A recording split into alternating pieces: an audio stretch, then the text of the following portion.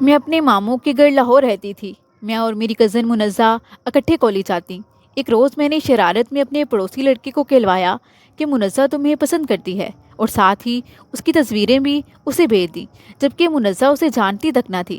میں نے تو اسے شرارت ہی سمجھا، مگر ایک روز یہ دیکھ کر میرے قدموں تلے سے زمین نکل گئی کہ یہ کہانی حقیقت پر مبنی ہے، اور جن خاتون کی حقیقی زندگی سے تعلق رکھتی ہے میں انہی کی زبانی بیان کر رہی ہوں۔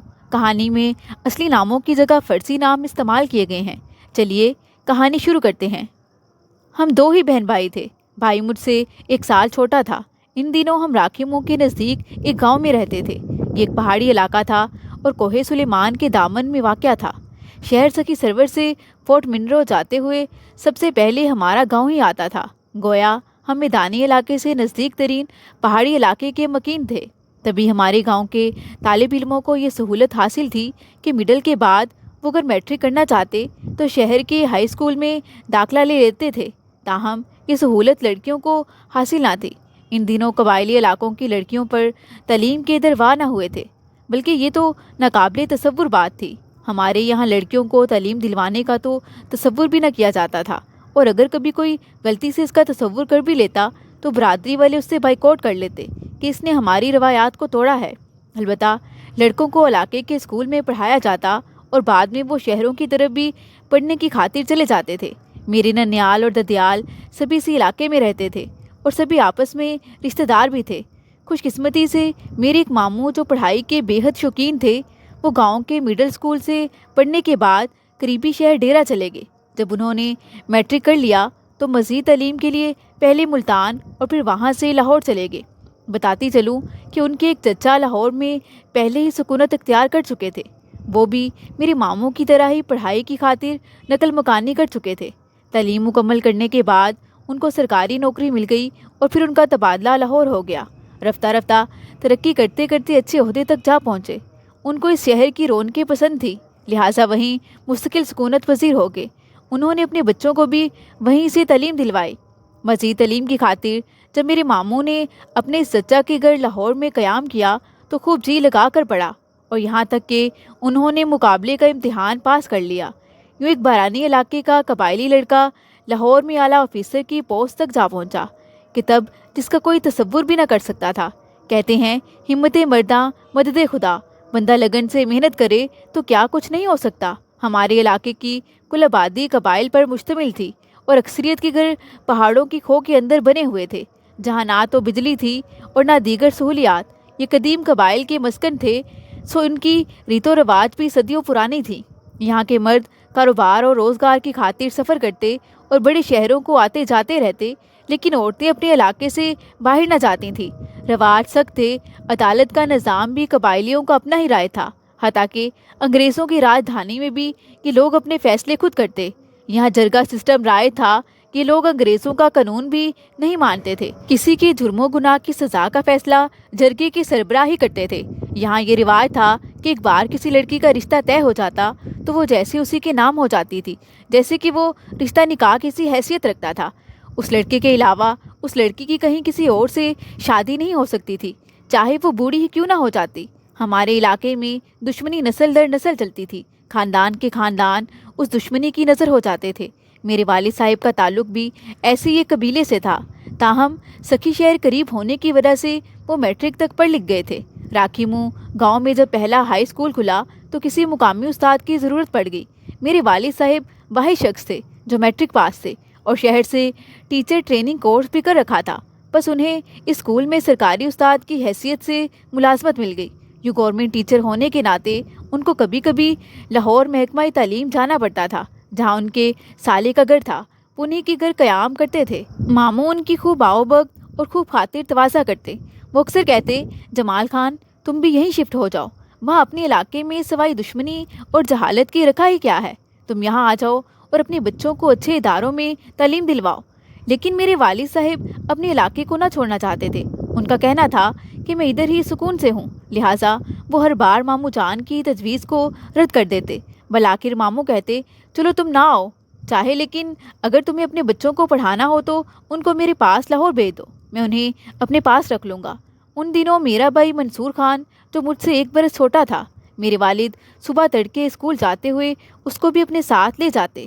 بچپن میں اسکول سے میرا چھوٹا بھائی جب قاعدہ لاتا، اس میں رنگین تصویریں دیکھ کر میرا بھی دل کرتا کہ میں بھی اسکول جاؤں اور پڑھوں۔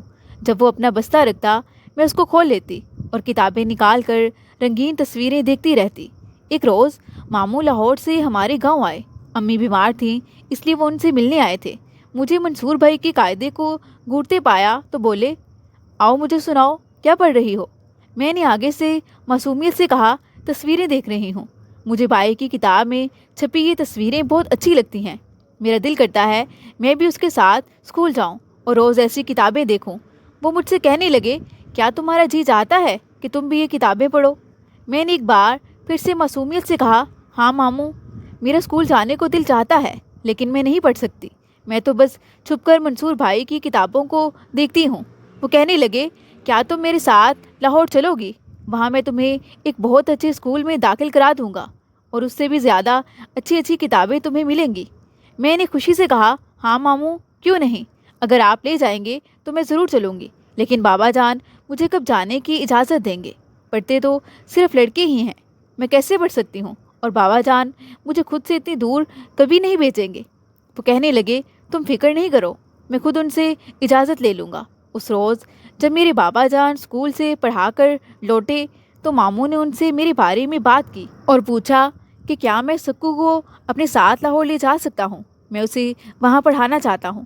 آپ تو جانتے ہیں کہ یہاں نہ تو لڑکیوں کا کوئی اسکول ہے اور نہ بچیوں کو پڑھانے کا رواج ہے۔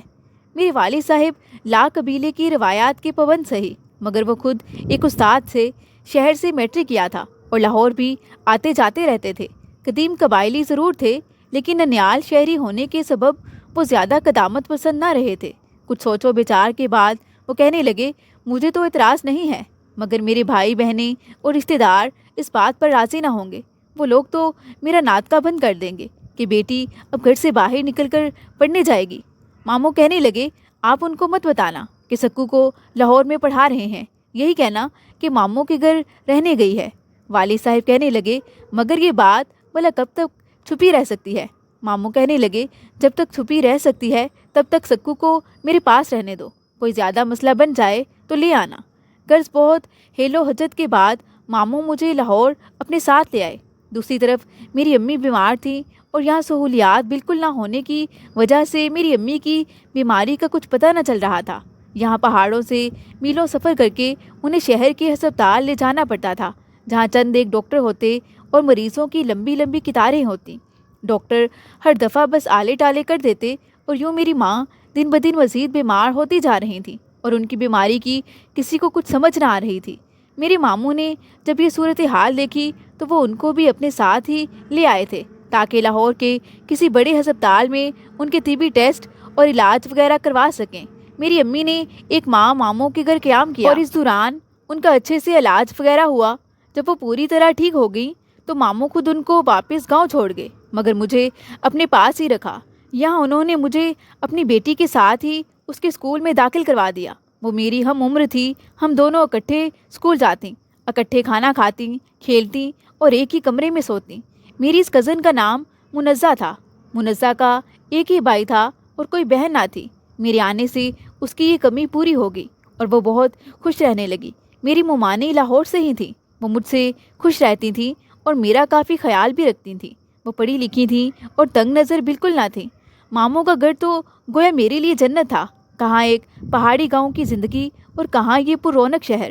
میں تو یہاں کی گہما گہمی اور خوبصورتی کو دیکھ کر ہی ششدر رہ گئی تھی، جہاں ہر چیز آسانی سے دستیاب تھی، نت نئی چیزیں کھانے کو اور اچھے اچھے لباس پہننے کو مل رہے تھے۔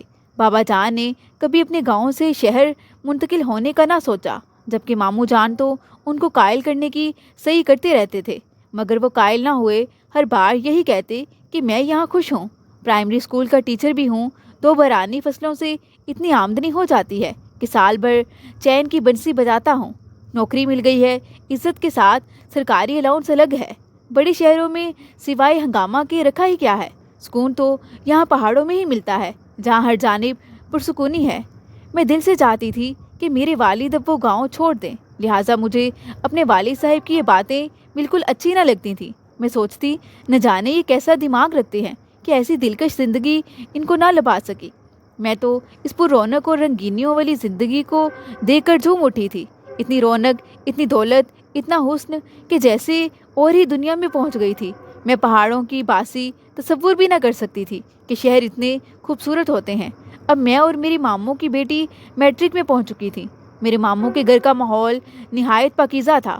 وہ یہاں آ کر بھی اپنی روایات کو نہیں بھولے تھے۔ مجھے اور منزہ کو کہیں اکیلے آنے جانے کی اجازت نہ تھی۔ منزہ ایک کم گو اور شرمیلی سی لڑکی تھی۔ وہ ہم گھر والوں کے سوا کسی سے زیادہ فری ہوتی اور نہ باتیں کرتی تھی۔ جب ہم نے میٹرک کر لیا تو میری والدہ نے اصرار شروع کر دیا کہ سکو کو ہمارے پاس بھیج دو۔ جب ماموں نے مجھ سے اس بارے میں پوچھا تو میں رونے لگی کہ میں ہرگز وہاں نہ جاؤں گی۔ میں اب آگے بھی منزہ کے ساتھ ہی پڑھوں گی۔ ماموں اب عجیب کشمکش کا شکار تھے۔ ادھر والد صاحب انہیں مجھے بیچنے پر اصرار کر رہے تھے اور ادھر میں جانے کو بالکل بھی راضی نہ تھی۔ اب والدہ اور والد آ کر مجھے مل جاتے، ہر بار ساتھ جانے کو بھی اصرار کرتے، مگر میں ان کے ساتھ جانے کا نام نہ لیتی۔ ماموں اور ممانی ان کو سمجھا بجھا کر بھیج دیتے کہ ایف اے تک پڑھنے دو، اس کے بعد ہم اس کو خود لے آئیں گے۔ ادھر گاؤں میں میرے بھائی نے میٹرک کر لیا تو آگے تعلیم حاصل کرنے کا مسئلہ درپیش ہوا۔ میرا دل چاہتا کہ وہ بھی لاہور آ جائے اور کالج میں داخلہ لے لے، لیکن میری والدہ اس کو بہت چاہتی تھیں، اسے خود سے دور نہ کرنا چاہتی تھیں کہ بیٹی تو پہلے ہی دور تھی۔ وہ تو اب مجھے بھی ماموں کے حوالے کر کے پچھتا رہی تھی کہ میں واپس اس ماحول میں اب جانا نہ چاہتی تھی کہ جہاں نہ بجلی تھی اور نہ سڑکیں۔ لوگ جوہڑوں سے بدبودار پانی استعمال کرنے پر مجبور تھے، یا بارش کا جمع شدہ پانی جانوروں کے ساتھ ساتھ انسان بھی استعمال کرتے تھے۔ وہاں کوئی ہسپتال تھا اور نہ شفا خانہ۔ کوئی بیمار ہو جاتا تو پہاڑوں سے اترتے اور شہر تک پہنچتے ہی مریض کا دم نکل جاتا تھا۔ جب سے میں نے لاہور آ کر شہری زندگی کو دیکھا تھا، پہاڑ اب مجھے خوفناک دیو جیسے معلوم ہوتے تھے۔ یہ تو میری خوش بختی تھی کہ میرے والد تعلیم کی اہمیت کو سمجھ چکے تھے اور انہوں نے مجھے ماموں کے گھر رہنے کی اجازت دی تھی، ورنہ کہاں ممکن تھا کہ 1990 کے زمانے میں کوہ سلیمان کی باسی کتاب ہاتھ میں لیتی۔ لاہور آ کر کالج میں پڑھنا تو میرے بھائی منصور خان کا بھی خواب تھا، لیکن ایک مسئلہ یہ بھی تھا کہ منزہ بڑی ہو چکی تھی۔ ممانی کے والدین بیٹی کو کہتے کہ گھر میں تمہاری جوان لڑکی ہے، کیوں تم نے شوہر کی بھانجی گھر رکھ لی، اور اب جب کہ تمہارا اپنا بیٹا بھی بڑا ہو گیا ہے تو شوہر کی بھانجی کو گھر رکھنا ٹھیک نہیں، اب اس کو واپس اس کے والدین کے پاس بھیج دو۔ ممانی اب منصور بھائی کے یہاں آنے کے بالکل حق میں نہ تھی کہ منزہ بڑی ہو چکی ہے۔ ایک روز جب میں نے ممانی کی والدہ کو انہیں یہ کہتے سنا تو دل بجھ کر رہ گیا۔ اب دن بھر سوچتی کہ کیا ہی کچھ ایسا ہو جائے کہ میرا بھائی بھی یہاں میرے پاس آ کر کالج میں داخلہ لے لے۔ ان دنوں نادان عمری میں تھی، اتنی سوجھ بوجھ ہی نہ تھی۔ سوچتی منزہ کے ہوتے ہوئے منصور بھائی کا یہاں آنا ممکن نہیں ہے، لیکن اگر منزہ ہی اس گھر سے چلی جائے تو ممکن ہو سکتا ہے، اور وہ اس صورت میں ممکن تھا کہ اگر اس کی شادی ہو جائے۔ اب میں ہر دم یہ سوچنے لگی کہ کچھ ایسا کروں کہ میرا بھائی یہاں میرے پاس آ جائے۔ نماز میں دعا کرتی کہ یا اللہ جلد منزہ کی شادی ہو جائے تاکہ وہ اپنے گھر چلی جائے، اور پھر ماموں ممانی میرے بھائی منصور کو اپنے گھر بلا لیں۔ ماموں ممانی شاید اس کی شادی کر بھی دیتے، لیکن ابھی تک منزہ کا کہیں سے کوئی رشتہ نہیں آیا تھا، لہٰذا اس کی شادی کا دور دور تک امکان نہ تھا۔ تبھی میرے ذہن میں ایک خیال آیا۔ اس بار جب سعد میرے ماموں زاد کے پاس اسے ملنے آیا تو میں نے ڈرائنگ روم میں نکلتے اسے دیکھا تو یہ خیال میرے ذہن میں لپکا۔ دراصل سعد ہمارے پڑوس میں جو فیملی رہتی تھی ان کا بیٹا تھا، اور میرے ماموں زاد طاہر کا ہم عمر تھا۔ وہ کبھی کبھار طاہر سے ملنے اس کے پاس آیا کرتا تو طاہر اس کو ڈرائنگ روم میں بٹھاتا تھا۔ میں نے اسے آتے جاتے کچھ بار دیکھ رکھا تھا۔ سعد کافی خوبصورت تھا، وہ انجینئرنگ کا طالب علم تھا اور یہ کافی خوشحال لوگ تھے۔ ممانی کا ان کے گھر کبھی کبھار آنا جانا ہوتا تھا، تاہم سعد کی بہن شاسمہ جو ہماری ہی ہم عمر تھی میرے پاس آتی جاتی رہتی تھی۔ اس کی منزہ اور مجھ سے کافی دوستی تھی۔ میرے ذہن میں یہ خیال آیا کیوں نہ میں سعد کو منزہ کی جانب لگا دوں تاکہ وہ اپنے والدین کو کہہ کر منزہ کا رشتہ بھیجے اور یوں اس کی شادی ہو جائے، کیونکہ میں جانتی تھی کہ منزہ تو سیدھی سادی سی لڑکی تھی۔ اس نے تو شاید سعد کے بارے میں کبھی سوچا بھی نہ ہوگا، لیکن میں سعد کی بہن کے ذریعے اس کے دل میں منزہ کی محبت تو پیدا کر ہی سکتی تھی۔ اسی منصوبے کو اب میں نے اپنا مقصد بنا لیا۔ ایک دن جب سعد کی بہن ہمارے پاس آئی تو میں نے موقع تلاش کر کے اسے بات شروع کی۔ میں نے اس سے پوچھا کہ کیا تمہارا بھائی انجینئرنگ کر رہا ہے؟ وہ کہنے لگی ہاں، مگر آج تم یوں کیوں پوچھ رہی ہو؟ میں نے باتوں باتوں میں اسے کہا کہ منزہ اسے پسند کرتی ہے۔ اس نے یہ بات صرف مجھے ہی بتائی ہے۔ اس نے مجھے منع کر رکھا ہے کہ تم یہ بات کسی سے مت کہنا اور شازمہ کو بھی اس بارے میں کچھ مت بتانا، لہٰذا تم اب اس سے اس بارے میں کچھ مت پوچھنا، ورنہ اس کو یہی لگے گا کہ میں نے ہی تمہیں یہ سب کچھ بتایا ہے، لیکن وہ تمہارے بھائی کو بہت زیادہ پسند کرتی ہے اور یہ بات اس نے اپنے دل میں ہی رکھی ہوئی ہے۔ تم تو جانتی ہو کہ وہ کس قدر شرمیلی ہے، وہ اپنے دل کی بات ساتھ سے کبھی نہ کرے گی، اور مجھے تو یہ ڈر ہے کہ کہیں ماموں اس کا کہیں اور رشتہ ہی نہ طے کر دیں اور اس کی شادی کر دیں اور اس بیچاری کے دل کی بات دل میں ہی رہ جائے، کیونکہ اس بات سے ساتھ بھی بالکل بے خبر ہے۔ اور تم کیوں نہیں اس کو اپنی بھابھی بنا لیتی؟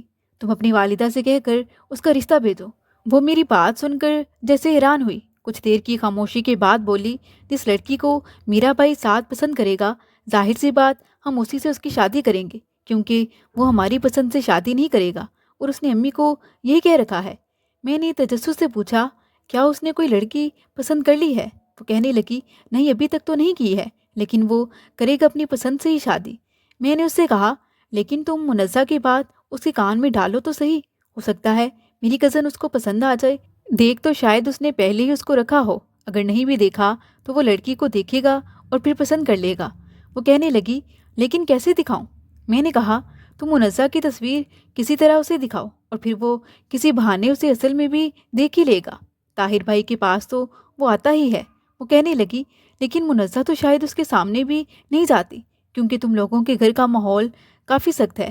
میں نے آگے سے کہا ارے بھائی، اکیڈمی آتے جاتے تو دیکھ لے گا نا، تم پہلے اس کی تصویر تو اپنے بھائی کو دکھاؤ۔ واقعی منزہ تمہارے بھائی کو بے حد چاہتی ہے۔ میں نے اپنی طرف سے خوب بنا سنوار کے جھوٹ بولا، حالانکہ بیچاری منزہ کو تو رشتوں کو بھی کچھ علم نہ تھا۔ اب میں نے اپنی کزن کی ایک تصویر ڈھونڈ کر شازمہ کو دے دی، ساتھ میں تاکید بھی کی کہ تصویر دکھا کر مجھے واپس لا دینا۔ میں ڈرتی بھی تھی کہ کہیں کوئی مسئلہ ہی نہ بن جائے۔ میں نے ساتھ میں شازمہ کو یہ بھی تاکید کر دی کہ منزہ کو اس بات کا بالکل بھی پتہ نہ چلے کہ میں نے تمہیں کوئی تصویر دی ہے یا تمہیں اس کے دل کی باتیں بتا دی ہیں۔ میں تو بس یہ چاہتی ہوں کہ اگر ہم دونوں کی مدد سے ہی اس کے دل کی مراد بھر آئے تو اس کے لیے کتنا اچھا ہو جائے گا، اسی لیے میں اس کو بتائے بغیر یہ سب کر رہی ہوں۔ شازمہ بھی کوئی تیز ترار لڑکی نہ تھی، یا شاید میری ایکٹنگ ہی اتنی کمال کی تھی کہ میری باتوں میں آ گئی، کیونکہ وہ خود بھی منزہ کی بہت اچھی دوست تھی اور اس کی عادتوں کو کافی پسند بھی کرتی تھی۔ بس اس نے تصویر لے جا کر اپنے بھائی کو دکھائی اور کہا کہ یہ لڑکی آپ کو پسند کرتی ہے اور بہت خوبصورت ہے، عادت کی بھی بہت اچھی ہے، تمہارے دوست طاہر کی بہن ہے یہ، اگر تمہیں اچھی لگے تو امی سے کہو کہ اس کے ساتھ تمہارا رشتہ کر دیں۔ سعد نے آگے سے اسے کہا کہ پہلے مجھے امتحان تو دے لینے دو، ابھی سے تمہیں میری شادی کی پڑ گئی ہے۔ یوں ایک نظر اپنے بھائی کو دکھانے کے بعد شازمہ نے وہ تصویر اپنے پاس رکھ لی اور پھر مجھے واپس ہی نہ کی۔ جب بھی میں اسے مانگتی وہ آج کل کر کے ٹال دیتی۔ اس طرح وقت گزرتا گیا، میں نے بھی دوبارہ اس طرف دھیان نہ دیا۔ ہمارے ایف اے کے امتحان ہو گئے اور مجھے بالآخر اپنے گاؤں واپس لوٹ آنا پڑا۔ بھائی نے بھی ایف اے کا امتحان دے دیا تھا، اس کی اب یونیورسٹی جانے کی باری تھی۔ ادھر شازمہ کے بھائی کے امتحان ہو گئے اور جلد ہی اس کی ملازمت اسلام آباد میں ہو گئی، تو وہ ساری فیملی اسلام آباد شفٹ ہو گئی۔ وہاں جب سعد کی شادی کی بات چلی تو شازمہ نے ماں کو منزہ کے بارے میں بتایا۔ سعد سے بھی پوچھا گیا، وہ تصویر تو دیکھ ہی چکا تھا، بہن سے لے کر دوبارہ بھی دیکھی، اور پھر ماں سے کہا کہ اسی لڑکی سے میری شادی کر دیں، یہ ہمارے پرانے پڑوسی ہیں اور دیکھے بالے لوگ ہیں، منزہ بہت اچھی لڑکی ہے، میں طاہر کو بھی جانتا ہوں اور ان کے گھر کا ماحول پاکیزہ ہے۔ پھر آنٹی نے سعد کے والد کو راضی کر لیا اور وہ بیوی کے ہمراہ لاہور ماموں کے پاس منزہ کا رشتہ طلب کرنے آ گئے۔ ماموں نے سعد کے والد سے کہا کہ بے شک آپ اچھے لوگ ہیں اور ہمارے پرانے پڑوسی ہیں، مگر میں آپ کو بیٹی کا رشتہ نہیں دے سکتا، کیونکہ ہم برادری سے باہر بیٹی کا رشتہ نہیں کرتے۔ سعد کے والدین اصرار کرنے لگے کہ آپ لوگ انکار نہ کریں۔ ماموں کہنے لگے معذرت کے ساتھ میں کہہ رہا ہوں کہ ہم برادری سے باہر رشتہ نہیں کرتے، اور اس مجبوری کے باعث پھر میں کیوں نہ انکار کروں۔ جب وہ لوگ مسجد ہو گئے تو ماموں بھی جیسے غصے میں آنے لگے۔ اس پر سعد کے والد نے गुस्से में कह दिया कि आप लोग हमें घर आए यूँ जलील कर रहे हैं, जबकि आपकी बेटी भी हमारे बेटे को पसंद करती है। इस पर मामू तैश में आ गए, कहने लगे, आप लोग ये कैसे कह सकते हैं कि मेरी बेटी आपके बेटे को पसंद करती है? मेरी बेटी तो शायद उसको जानती भी ना हो। मैं आप लोगों को रिश्ता देने से इनकार कर रहा हूँ, तो आप लोग अब मेरी बेटी पर इल्ज़ाम तराशी पर आ गए हैं। आपको कुछ शर्म करनी चाहिए। मैं सिर्फ इस बात का लिहाज रख रहा हूँ कि आप लोग हमारे पुराने पड़ोसी हैं, वरना अभी चलता करता। मगर इसका ये हरगिज़ मतलब नहीं कि जो आपके दिल में आए कहते जाएं। इस पर साद के वालिद ने भी तैश में कहा कि हम यूं ही नहीं कह रहे। आपकी बेटी ने खुद अपनी पसंद जाहिर की थी। वो हमारे बेटे को पसंद करती है। देखिए, उसने अपनी तस्वीर भी साद को दे रखी है। अंकल ने मुनज़्ज़ा की वो तस्वीर जेब से निकाल कर मामू को दे दी। तस्वीर देखकर मामू का रंग बदल गया। उन्होंने बेटी की तस्वीर उठाकर जेब में रख ली। जब वो लोग चले गए तो उन्होंने मुनज़्ज़ा को बुलाकर उसकी तस्वीर दिखाई और कहा कि ये तस्वीर तुमने पड़ोसी के घर क्यों भिजवाई थी? वो इस तस्वीर को देखकर हैरान रह गई। हैरत के मारे उसकी ज़ुबान गंग हो गई, मुंह से एक लफ्ज़ भी ना निकाल सकी। मुनज़्ज़ा की खामोशी से मामू ने यही समझा कि शायद तस्वीर उसी ने साद को दी है। वो लाख रोशन ख्याल सही, मगर इस मामले में अभी तक कदामत पसंद ही थे। उन्होंने मेरे वालिद साहब को बुलवाया और कहा कि मैं मुनज़्ज़ा का रिश्ता आपके बेटे से करने का ख्वाहिशमंद हूँ, लेकिन एक शर्त है। अगर आपको मंजूर हो तो मंसूर खान यहाँ लाहौर आकर मेरे पास रहेगा। मैं उसे लाहौर में ही पढ़ाऊँगा, फिर उसकी मुनज़्ज़ा से शादी होगी। शादी के बाद मेरी बेटी लाहौर में ही रहेगी। मंसूर खान उसको गाँव नहीं लेकर जाएगा, क्योंकि वो वहाँ ना रह सकेगी। उस सख्त ज़िंदगी की वो आदी नहीं है। अलबत्ता यहाँ रहकर तुम्हारी बेटी की ज़िंदगी बन जाएगी। वो तालीम भी हासिल कर लेगा और मैं उसकी अच्छी नौकरी भी लाहौर में लगवा दूंगा। कुछ सोचकर मेरे वालिद साहब ने मामू की शर्त मान ली। मंसूर खान की शादी मुनज़्ज़ा से हो गई। उसका लाहौर जाकर तालीम हासिल करने का ख्वाब भी पूरा हो गया। मुमानी मुझे अच्छी तरह देख परख चुकी थी। मैं 10 बरस उनके घर रही थी। उन्होंने मामू को तजवीज़ दी कि क्यों ना हम ताहिर के लिए मंसूर की बहन का रिश्ता ले लें। दोनों बहन भाई लाहौर में रहेंगे तो आपा और उनके शोहर भी यहाँ आ जाएंगे। दरअसल शायद मुमानी ने अरसा कबल ही मुझे बहू बनाने का सोच लिया था। वो मुझे काफ़ी पसंद करती थी। जब मामू ने मेरा रिश्ता ताहिर के लिए बाबा जान से मांगा तो मुनज़्ज़ा बहुत खुश हुई। लेकिन अब मसला ये था कि मेरे दतियाल वाले मेरा रिश्ता हासिल करना चाहते थे। मेरे चचा मुझे अपनी बहू बनाना चाहते थे। लिहाजा उन्होंने मेरे वालिद साहब को अपने बेटे के लिए मजबूर किया।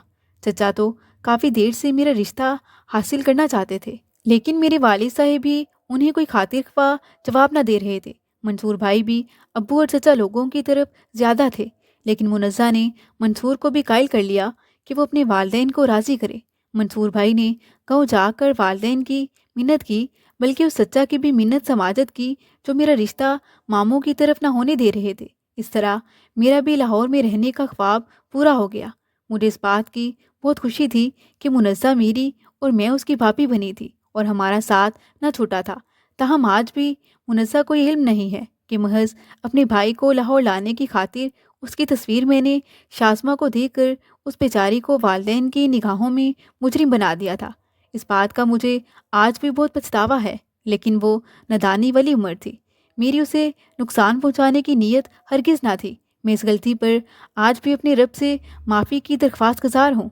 सच शुक्र कि शाज़मा ने ये राज ना खोला, वरना मुनज़्ज़ा के दिल में मेरे लिए नफ़रत के जज्बात जन्म ले सकते थे और मामू मुमानी भी मुझसे बदगुमान हो जाते। बेशक उन लोगों के हम पर बहुत से एहसानात थे।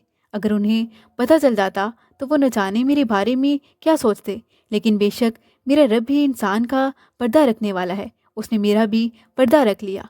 नादान उम्र में लड़कियों से बिलाशुबा कभी कभार गलतियां सरजद हो जाती हैं, लेकिन खुदा का शुक्र है कि मेरी गलती का नतीजा अच्छा निकला, वरना शायद मैं खुद को भी कभी माफ़ ना कर पाती। अल्लाह पाक से दुआ है कि वो सब बहनों बेटियों के नसीब अच्छे करे। मज़ीद दिलचस्प सच्ची कहानियों के लिए चैनल को सब्सक्राइब करें।